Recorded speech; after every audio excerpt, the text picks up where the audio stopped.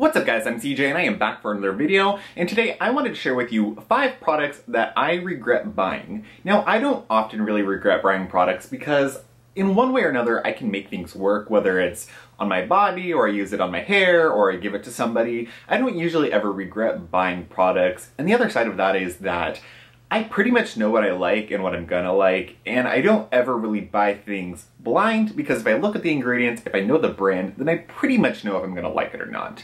Now, there of course are exceptions, and these 5 products that are next to me are definite exceptions. Now, before we get to talking about 5 products that I regret buying, don't forget to give this video a thumbs up and to subscribe to my channel. Now, I did hit 4,000 subscribers, yay, oh my god, I can't believe it. So I am going to be putting together a little giveaway. I have absolutely no clue what I am going to give away yet because that happened sooner than I was expecting, so I didn't get anything planned yet. So I'm hoping in the next video, I will have the giveaway information.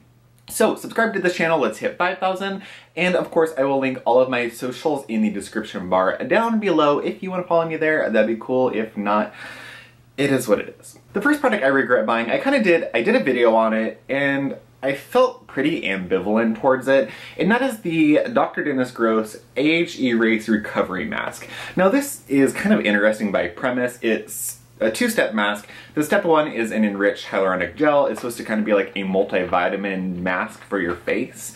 And the second part is a vitamin-infused self-heating mask. Now, ingredients-wise, it's not bad. It's got pretty decent ingredients, actually. It's got some retinol, some vitamin E, some vitamin C, of course hyaluronic acid, some acids, some antioxidants, just some decent ingredients. It should be a pretty good mask by premise.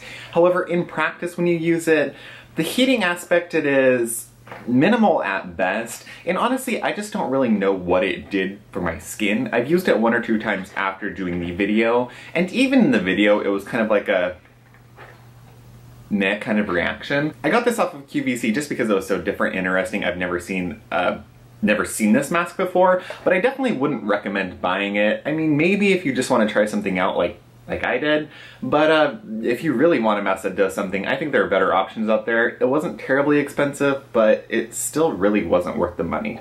It looks like this, and you have 2 little, it has a step 1 and a step 2. It just was generally unimpressive, and you just don't need it. I don't need it. The second product is another mask, and I kind of feel like, I feel a little about this brand in general. I'm actually going to be doing a 5 products that make me go meh, or 5 brands that make me go meh video after this to kind of like follow up, go hand in hand with this. And I think this is going to be one of the brands in there. This is the Nulay voicemail mask. Now the idea behind this is it's a suspension of plant stem cells that has an adaptive time relief silicone.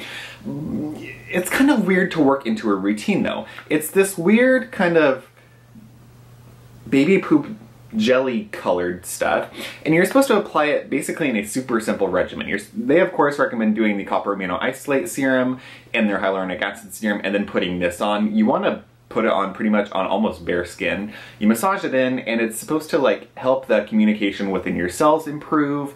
I guess over time they found that the communication with your cells break down, or kind of like accelerates the aging process. Now it's interesting. It smells fine. The Nulay products are very like no fluff in terms of like what the feel is, what they're like, and I really like the idea of the Nulay line. It's very science-based, it's very unique, but the products all in general are just kind of like I don't know. The Nulay line is fairly expensive as well. I know the prices are coming down because of the Estee Lauder investment and they have a lot of money and Brandon went crazy, but I don't know. I keep trying products. I actually have a couple new products from the Nulay line, but I just don't know. This one I don't think is worth it. Maybe if you have a very simple routine and want to try it out, but I don't need it. Another mask. A lot of these are masks because a lot of the products I have right now I actually really am enjoying. Now this one it's not even a product I regret. It's a product that I absolutely hate. This is the Clinicians Complex Peptide Gel Mask. Now I bought this I had watched a lot of Brianna Stanko's videos and she had talked about this and it sounded really interesting. A peptide mask actually sounded quite different and like something that I would really enjoy. This It sounds great in theory. It has matrixyl 3000, arginine, hyaluronic acid, magnesium ascorbyl phosphate, which is a vitamin C derivative, some bearberry. It's got some decent ingredients, but then you look at the actual ingredients list, not just the little featured ingredients, and it's fucking awful. Deionized water is fine, propylene glycol, glycerin, butylene glycol, dimethicone, parabens, urea, ingredients that are just like, I don't mind seeing some of those in an ingredients list, and I'm not saying I'm an all-natural queen, I am not by any means, but this is just like, so bad, and it's like a $70 mask, and beyond all of that. Now, if this mask did something for me outstanding, I could potentially overlook the horrific ingredients list, but it doesn't. In fact, not only does it really not do much for me, maybe some slight hydration, but that's about all I'll give it, but it burns the ever-living fuck out of my eyes when I put it on. I put it on and I'm like, oh, a little teary, no big deal. But then you let it sit and this fucker grows and it builds. It touches your skin. It's like, aha, I've tricked you. And now you're gonna pay for this. So it's like a soft little tear, like, oh, maybe I got some in my eye, that was dumb of me. And then it turns into this like, Jesus God, your eyes are watering like Niagara Falls. The mask is running down your body because the whole thing is just being wiped away by tears of pain and sorrow. And you're thinking about what you paid for it. You look at the ingredients list. I don't know whether you're crying because of the pain, the burning, or because you realize that you paid money for this. And it's just like, you take it off and you're like, oh my God.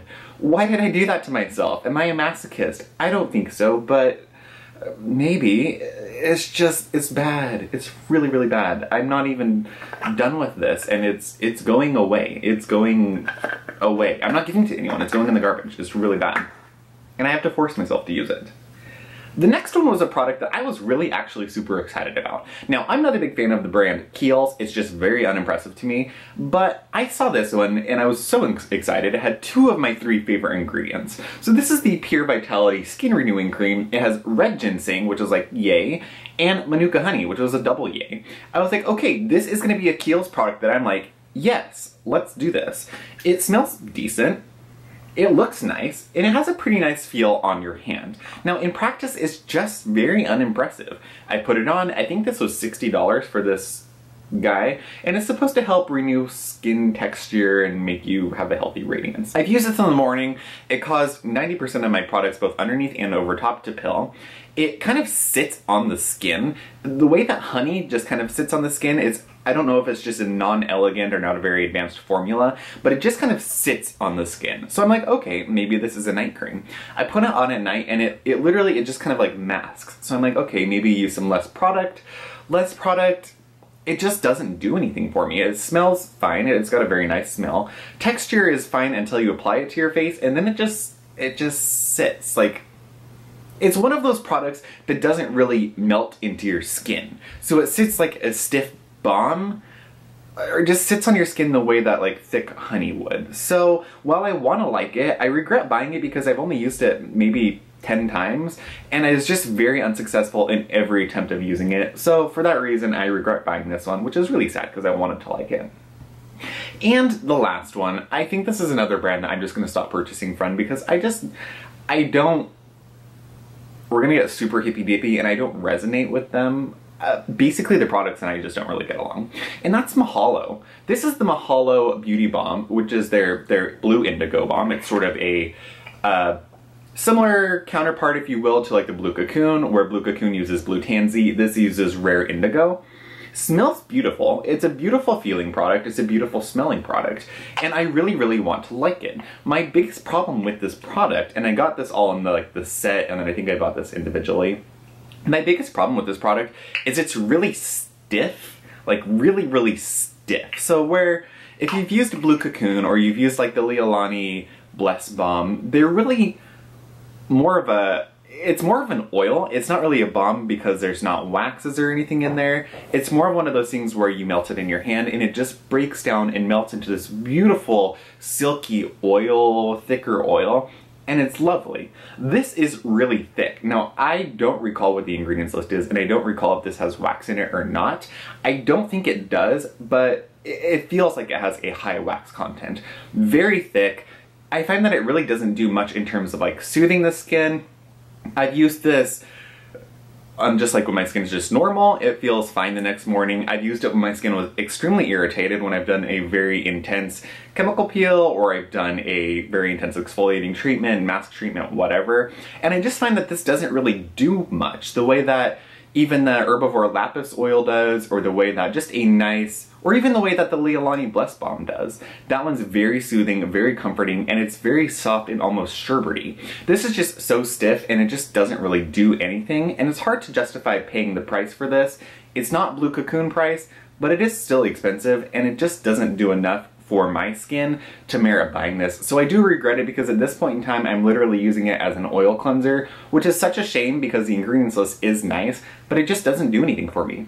So those are my 5 products. Are there any products that you guys regret buying? Expensive, cheap, just products you regret buying? Let me know in the comments down below. I really think it's interesting to see how different people and different skin types react to different products, and that's why this whole skincare community can go around, because what works for me might work for you, may not work for you. It's all a learning process, and those are my 5. So I will see you all in the next video, hopefully with some giveaway information. If I don't have it in the video, look in the description bar, because it might be that I figure out what I'm giving away later. I'm not sure yet. But anyways, that's all for now, guys, and I will see you all in the next one. Bye, guys!